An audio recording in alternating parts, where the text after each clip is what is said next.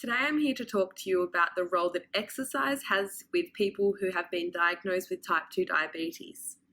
So if you have type 2 diabetes or you are at risk of developing this condition, exercise should be a top priority when considering your management plan moving forward.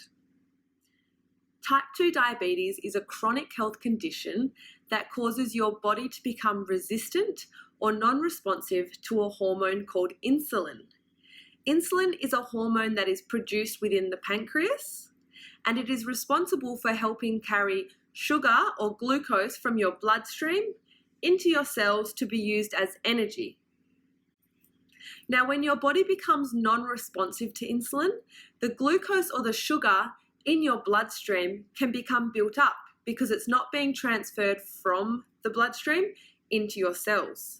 Now, this causes an increase in your blood glucose levels. High blood glucose levels found within your bloodstream can cause many negative health problems, such as increased blood pressure, heart disease, and weight gain, just to name a few. When we start exercising, our body becomes more sensitive to the hormone insulin. That is, we become more receptive to it, so our body gets better at transporting that blood glucose from our bloodstream into our cells for energy. Now, this is going to reduce our blood glucose levels, which is also going to reduce the risk of those negative health problems that we've already spoken about. Exercise also reduces the risk of many other chronic health conditions that can coincide with having type 2 diabetes, such as heart disease and high blood pressure. So, exercise is key for managing and reducing the risk of developing type 2 diabetes or insulin resistance.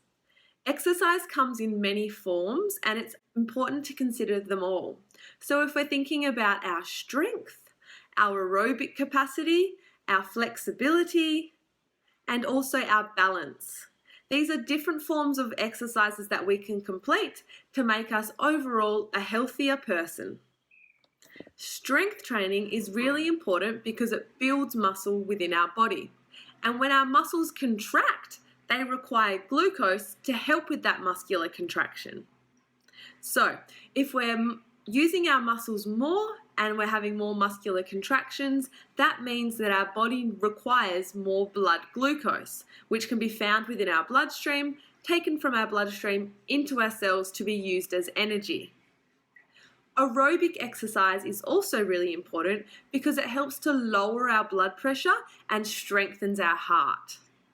Flexibility or mobility training helps to keep your independence and keep you moving freely. Over time, it is recommended that you aim to complete 150 minutes of moderately vigorous exercise per week.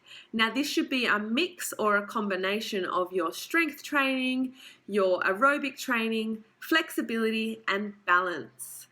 Combining all four of these exercise approaches is going to leave you feeling stronger, with a stronger heart, stronger muscles. You're going to be more mobile and more balanced on your feet. So, exercise is really, really important for combating type 2 diabetes, which is a chronic health condition affecting millions of Australians per year. It is such a manageable condition that really can be eradicated by the use of regular exercise.